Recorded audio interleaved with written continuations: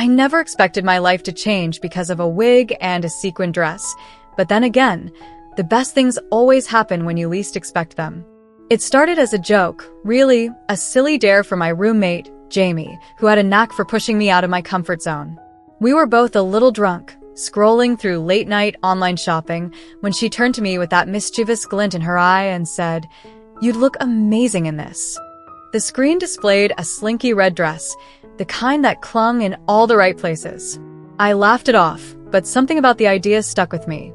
A week later, the package arrived while Jamie was at work. I told myself I was just curious, that it didn't mean anything. But when I slipped into the dress, smoothed the stockings at my legs, and carefully applied the makeup I'd secretly bought, something inside me clicked. The reflection in the mirror wasn't just me anymore. It was a version of myself I'd never let out before. Soft, elegant, feminine. My heart raced, equal parts terror and exhilaration. I practiced in secret after that, stealing moments when the apartment was empty. I learned how to contour my face, how to walk in heels without wobbling, how to tuck my hair under a wig just right. It was thrilling, like unlocking a part of myself I hadn't known existed. But I never planned on anyone finding out, especially not Jamie. Then one evening, fate intervened. I thought I had the place to myself, so I went all out. A black cocktail dress, sheer tights, my favorite wig styled in loose waves. I was lost in the fantasy, swaying to music in the living room, when the door creaked open. My stomach dropped. Jamie stood frozen in the doorway, her keys dangling from her fingers, her eyes wide. Time stopped. I braced for laughter, for disgust, for something awful. But Jamie just blinked, slowly, before a slow, warm smile spread across her face. "Wow," she breathed. Not mocking, not judgmental, just genuine, soft amazement. My face burned, but before I could stammer out an excuse, she stepped closer, her gaze tracing the lines of my outfit with something like admiration. "You look incredible." That should have been the end of it, a weird, embarrassing moment we'd laugh about later. But something shifted between us that night. Jamie started joining me, offering to do my makeup, lending me her clothes. She didn't treat it like a joke or a fetish. She treated it like me. And the more I let myself exist in that space, the more I realized how right it felt. Then came the night we went out together. Not as roommates, not as friends, but as two women. Jamie held my hand the entire time, her thumb brushing over my knuckles reassuringly. Every glance, every touch, carried a new weight. And when we got home, tipsy and giggling, she turned to me, her eyes dark and earnest, and kissed me. It was soft, hesitant, like she was asking permission. I kissed her back, and suddenly, everything made sense. Now, months later, I wake up tangled in sheets with Jamie's arms around me, her lips pressed sleepily to my shoulder. The wig is off, the makeup is smudged, but she still looks at me like I'm something beautiful. And for the first time in my life, I believe her. Who knew a red dress could lead to this? The first few weeks after that kiss were a blur of stolen moments and whispered confessions. Jamie never pushed, never demanded explanations. She just saw me, in a way no one else ever had. It wasn't just about the clothes or the makeup, though she loved helping me pick out new outfits, her fingers lingering on the fabrics as she imagined how they'd look on me. It was the way she'd catch my eye across the room and smile, like she knew a secret the rest of the world wasn't privy to. I had spent so long thinking of this part of myself as something to hide, something shameful. But Jamie made it feel natural, inevitable even. She'd leave little notes on the bathroom mirror. "Try the blue eyeliner tonight, it'll make your eyes pop," or surprise me with a new lipstick shade she thought would suit me. It wasn't just acceptance, it was celebration. And with every small gesture, the walls I'd built around myself crumbled a little more. Then came the day I finally worked up the courage to go out as myself, not as a costume, not as a dare, but as her. Jamie had been patient, never pushing me faster than I was ready to go. But when I whispered, "I think I want to try being her full-time," she didn't hesitate. She took my hands in hers and squeezed. "Then let's do it." The first time I introduced myself to a stranger as Sophia, my voice barely above a whisper, Jamie stood beside me, her presence steadying. The barista barely blinked, just smiled, and asked if I wanted room for cream. It was such a small thing, but it felt monumental. Jamie's fingers intertwined with mine under the table, her thumb tracing circles on my skin like she was reminding me, "You're real. This is real." Of course, it wasn't all easy. There were nights when the doubt crept in, when I'd stare at my reflection and see only the jagged edges of who I used to be. On those nights, Jamie would sit beside me, quiet and patient, until I found my way back to myself. She never tried to fix it, just reminded me I wasn't alone. And then there was the first time we went to a party together, not as friends, but as us. I wore a deep green dress that Jamie had picked out, my nails painted to match, and when we walked in hand, I braced for stares, for whispers. But the only thing that mattered was the way Jamie's eyes lit up when she looked at me, like I was the most beautiful thing in the room. Now, when I think back to that first night, the panic, the fear of being seen, it feels like a lifetime ago. Because now, Jamie sees me every day, in every version of myself, and she loves them all. And when she kisses me, slow and sweet, it doesn't matter what I'm wearing. It just matters that I'm me. Who knew a red dress could lead to this? The first time I heard Jamie refer to me as her girlfriend in public, my heart did something between a somersault and a freefall. We were at a cozy little cafe downtown, the kind with mismatched chairs and chalkboard menus, when the waiter smiled and said, "What can I get for you two?" Jamie didn't miss a beat. "My girlfriend will have the lavender latte." Girlfriend. The word settled over me like sunlight. I had spent so much of my life folding myself into smaller, quieter shapes, hiding in hoodies, lowering my voice, pretending I didn't notice the way certain clothes made my skin hum with longing. But here, in this moment, I was seen. And not just seen, claimed. Jamie noticed my reaction, of course. She always did. Later, as we walked home, our fingers tangled together. She bumped her shoulder against mine. "You okay?" she murmured. I nodded, swallowing around the lump in my throat, just getting used to hearing it out loud. She squeezed my hand. "Get used to it," she said, grinning, "because I plan on saying it a lot." The first fight and why it mattered. It wasn't all softness and glitter, of course. We were still two stubborn people learning how to fit our edges together. Our first real fight happened over something stupid. A missed dinner reservation, a thoughtless comment I made about how she'd styled my hair. The tension simmered for hours until Jamie finally snapped. "You can't just shut down every time something's hard." I froze. She was right. Old habits die hard, and mine had always been to retreat, to fold back into myself like origami.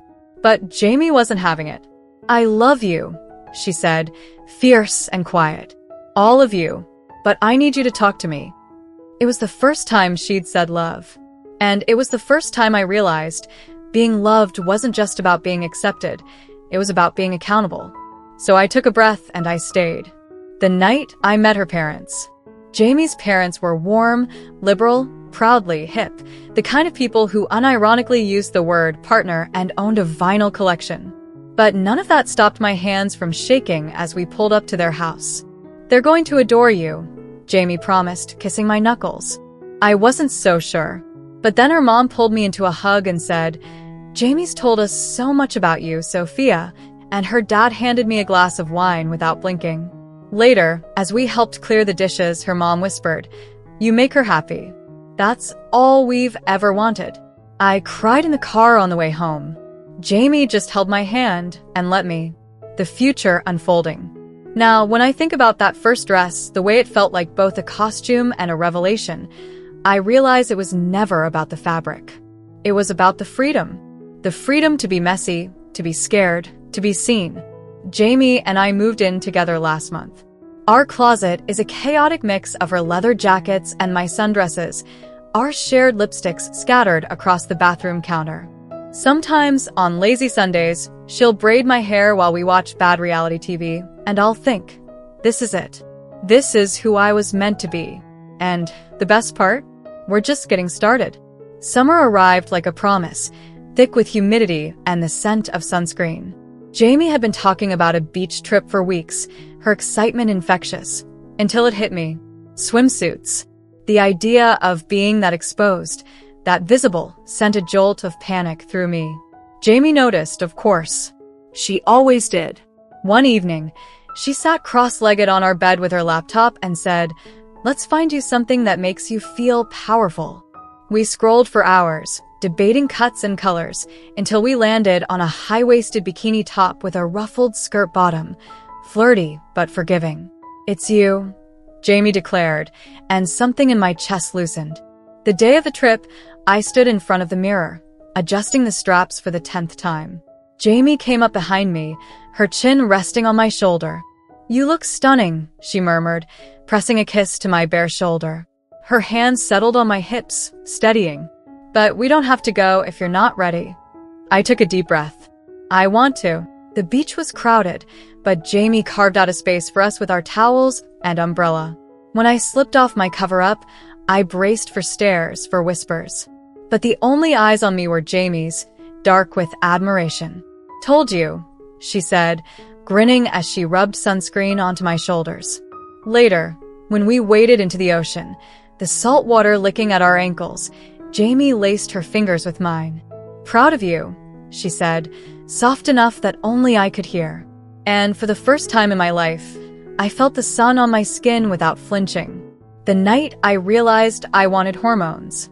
It started with a commercial, a trans woman smiling on screen, talking about her journey. Something in me ached. That night, I lay awake, Jamie's breath warm against my neck, and let myself imagine it. Softer skin, curves that weren't padded, a voice that didn't feel like a performance. The next morning, over coffee, my hands shook around the mug. Jamie studied me, her brow furrowing. "What's up?" I hadn't planned the words, but they tumbled out anyway. "I think I want to start HRT." Silence. Then Jamie's chair scraped back as she rounded the table and pulled me into a hug so tight I could feel her heartbeat. "Thank you for telling me," she whispered. We spent the evening researching clinics, Jamie scribbling notes in her messy handwriting. At one point, she paused, her pen hovering. "You know I'll love you no matter what, right? However you need to be." I did know, but hearing it, that was everything. The first time someone ma'amed me, without a second glance. It happened at the grocery store. The cashier, a tired-looking woman with a name tag that read Dolores, handed me my change and said, "Have a nice day, ma'am." No pause. No double take. Just ma'am. I floated to the car where Jamie was waiting. "You'll never believe what just happened." I breathed, clutching the steering wheel. Jamie hooped, kissing my cheek. "Told you you're passing better than you think." But it wasn't about passing. It was about existing in the world, unapologetically, and being recognized. The fight that almost broke us and why it didn't. Jamie got offered her dream job in another state. "We have to move," she said, her eyes alight. I froze. My entire support system, my doctors, my LGBTQ+ community, the clinic where I got my hormones, was here. "I can't just start over," I whispered. We didn't speak for 2 days. But on the 3rd, Jamie showed up with takeout and a spreadsheet. "I mapped out trans-friendly clinics near the new city," she said, her voice tentative. "And there's a pride center 10 minutes from the apartment I was looking at." I stared at the screen, my throat tight. She'd done the work, not to convince me, but to support me. "Okay," I said, reaching for her hand. "Let's go." Now. Today, I stood in front of our new bathroom mirror, running my hands over the changes HRT had carved into me. Softer hips, fuller cheeks. Jamie wrapped her arms around my waist, her reflection smiling beside mine. "Hi, beautiful," she murmured. And for the first time, I didn't just feel beautiful. I believed it. The city streets pulsed with music and laughter, a riot of rainbow flags fluttering against the blue summer sky. I'd never been to Pride before, never felt like I belonged enough to go.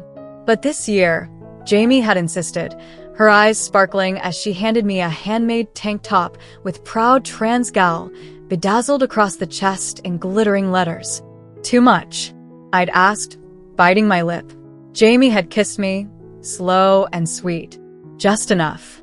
Now, as we walked hand in hand through the crowd, strangers kept stopping me.